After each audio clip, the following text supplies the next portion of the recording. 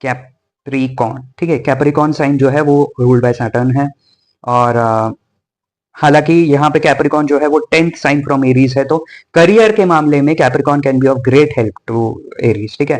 पर सैटर्न और मार्स जो है, जो इनके रूलर्स हैं, वो बहुत अच्छे फ्रेंड्स नहीं है, ठीक है। लेकिन मार्स जो है यहाँ पे आके एग्जॉल्ट हो जाता है कैप्रिकॉन में, ये भी हम देखते हैं, ठीक है। ये मार्स इन द मतलब कंपनी ऑफ कैप्रिकॉन करियर में बहुत ज्यादा राइज करते हैं, बट रोमांटिक रिलेशन के हिसाब से हम इसे बहुत अच्छा नहीं बोल सकते, क्योंकि कैप्रिकॉन जो है वो स्लो मूविंग है, मेथोडिकल है बहुत, ठीक है, बहुत प्लानिंग करके, बहुत सोच समझ के स्टेप्स लेना चाहता है। और एरीज जो है वो बहुत जल्दीबाजी में रहता है, इम्पल्सिव डिसीजन है, टाइम वेस्ट नहीं करना चाहता है, ठीक है। तो ये बेसिक एक मेजर डिफरेंस आ जाता है दोनों के बीच में। उसके बाद हमें देखना है कि मार्स की प्लेसमेंट कहाँ है फॉर द एरीज पर्सन, और आपका सैटर्न की प्लेसमेंट कहाँ है फॉर कैप्रिकॉन पर्सन। अगर ये 2 12 6 8 इस टाइप के रिलेशंस में आ गए, या you know fire water combination science में आ गए, लाइक फॉर एग्जांपल सैटर्न जाके बैठ गया कर्क राशि में, ठीक है, सैटर्न बैठ गया कर्क में, और ये चला गया आपका मार्स चला गया से लियो में, ठीक है। तो ये बहुत अच्छा कॉम्बिनेशन नहीं बोल सकते, क्योंकि वाटरी एलिमेंट और फायरी एलिमेंट, ऊपर से सैटर्न और मार्स, ठीक है। तो और भी कॉम्बिनेशन में गड़बड़ी हो सकती है। तो मैं लॉर्डशिप्स की पोजीशन भी यहाँ पे देखने की बहुत जरूरत है। कैप्रिकॉन चाहता है कि यू नो उसकी तरह से मेथोडिकली काम करे एरीज, जो कि बहुत ही इम्पॉसिबल है एरीज के लिए, ठीक है।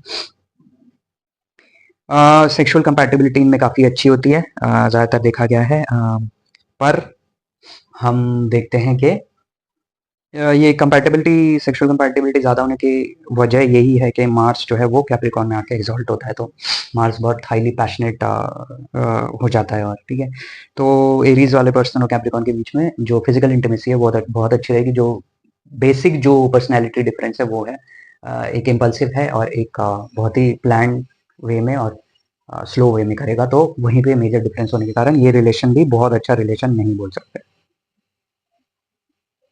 अब आते हैं हम next sign, that is Aquarius. Aquarius is also again ruled by Saturn, and इसका को रूलर जो है राहु है, ठीक है, राहु भी है इसका को रूलर। बट यहाँ पे हम देखते हैं कि जो एरीज पर्सन है ये कुंभ के प्रति बहुत ज्यादा अट्रैक्टेड है।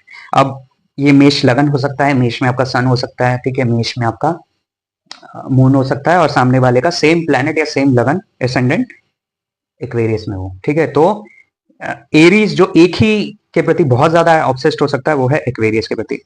अब एक्वेरियस जो है वो 11th हाउस में आ रहा है, गेन्स के हाउसेस में आ रहा है, तो एरीज का गेन्स का साइन एक्वेरियस है, सोशल चीजों का साइन भी एक्वेरियस है। एक्वेरियस जो है वो अनप्रेडिक्टेबल नेचर का होता है, ठीक है।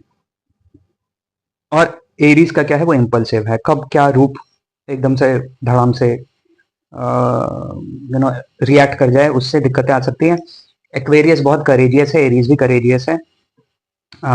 Aquarius probably the most courageous sign है।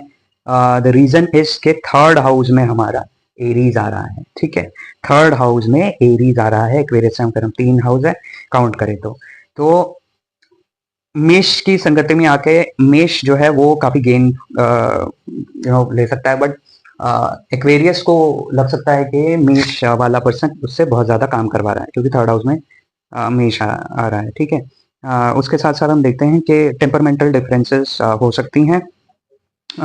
एरीज सेल्फिश होता है, और जो एक्वेरियस पर्सन है वो थोड़ा ह्यूमैनिटेरियन नेचर का होता है, वहां पे भी डिफरेंसेस देखने को मिल सकती है। तो एरीज को चाहिए कि सेल्फिशनेस को त्यागे, क्योंकि एरीज के 11th हाउस में एक्वेरियस है, तो एरीज के लिए मस्ट है कि वो ह्यूमैनिटेरियन एक्टिविटीज में जरूर शामिल हो, जिससे लाइफ में वो आगे बढ़ पाए, ठीक है। उसके साथ साथ हम देखते हैं कि यूरेनस की एनर्जी भी एक्वेरियस में काम कर रही है।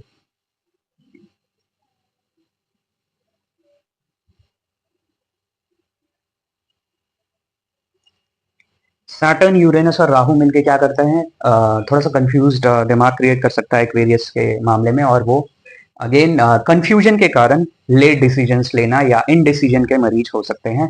वहीं पे एरीज के साथ मेष लगन जो नवांश में है या आपके D1 में है, और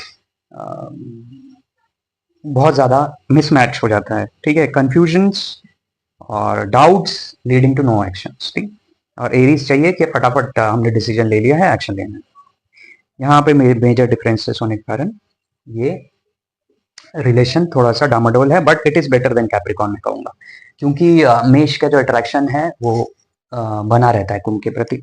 ठीक है, क्लैशेस रहेंगी, बहुत स्मूथ नहीं रहेगा relation, but better than Aquarius और ये कैप्रिकॉर्न और ये मेष। ठीक है, अब आते हैं हम लास्ट साइन में। लास्ट साइन जो है वो है आपका पाइसेस, और यहाँ पे हम एरीज। ठीक है, Aries Pisces, Pisces 12th sign है फ्रॉम एरीज।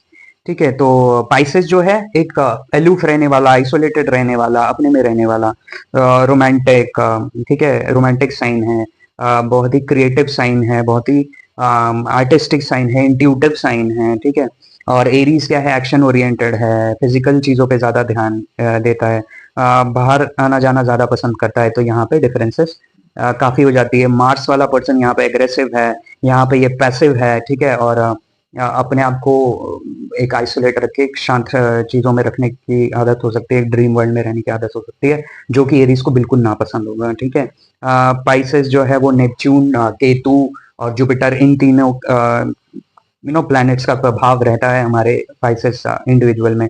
तो उनको क्या है, वो हायर चीजों को ढूंढते हैं, स्पिरिचुअल चीजों के प्रति ज्यादा ध्यान है। एरीज को प्रैक्टिकल चीजों के प्रति ज्यादा ध्यान है, वो अचीव करना चाहते हैं लाइफ में, एम्बिशियस होते हैं। 10th हाउस में कैप्रिकॉर्न आता है तो नेचुरली वेरी एम्बिशियस पर्सन। तो डे ड्रीमिंग जो पाइसेस है उसके साथ क्लैश हो जाता है। ठीक है, तो अब ये आप नवांश में भी देख सकते हैं। अगर नवांश में आपका लगन आ रहा है मेष या पाइसेस, तो मैच कीजिए। और नवांश में ये ज्यादा एक्ट करता है, क्योंकि नवांश हमें सॉलिड तरीके से बताता है कि हम एक्चुअल में क्या है अंदर से। ठीक है, तो नवांश में अगर ये रिलेशन है 2-12 वाला रिलेशन है, तो ये बहुत अच्छा रिलेशन नहीं है, क्योंकि एक मार्शियन तरीके से अप्रोच करेगा मैरिज को, और एक दूसरा जो पर्सन है वो अप्रोच करेगा एक अलूफ और स्पिरिचुअल वे में। ठीक है, उसके साथ हम देखते हैं कि एरीज वाला पर्सन इनके साथ क्लाउड 9 पे घूमना नहीं चाहेगा, बहुत प्रैक्टिकल रहेगा, और इसकी वजह से जो डिसीजंस है, जो तालमेल है दोनों के बीच में, वो बहुत ज्यादा इधर उधर हो जाएगा। यहाँ पे एरीज को क्या करना चाहिए बैलेंस करने के लिए? एरीज को घूमना फिरना पसंद है, तो पाइसेस को स्पिरिचुअलिटी पसंद है, तो स्पिरिचुअल ट्रैवल्स अगर साथ में बैठ के कर सके तो बहुत बढ़िया। पाइसेस के लिए सेकंड हाउस में एरीज आ रहा है, तो हम बोल सकते हैं कि एरीज से इनको धन की प्राप्ति हो सकती है।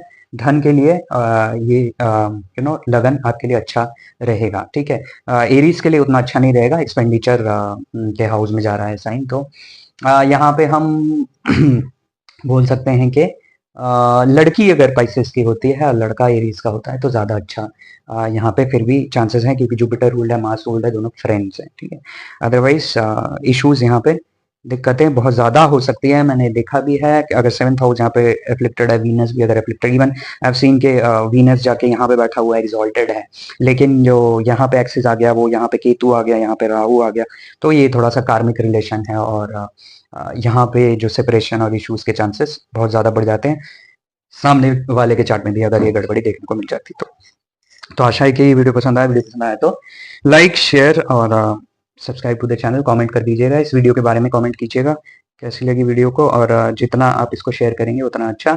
और एरीज टू वर्गो जो पहला पार्ट है वो भी आप देख लो। ठीक है, देख के नॉलेज गेन हो जाएगी आपको, और अपने चार्ट में आप अपने हिसाब से देख के अपना डिसीजन लेके सही पार्टनर का चुनाव करें, यही मैं आशा करता हूँ। मस्त रहिए, खुश रहिए और मजे में रहिए।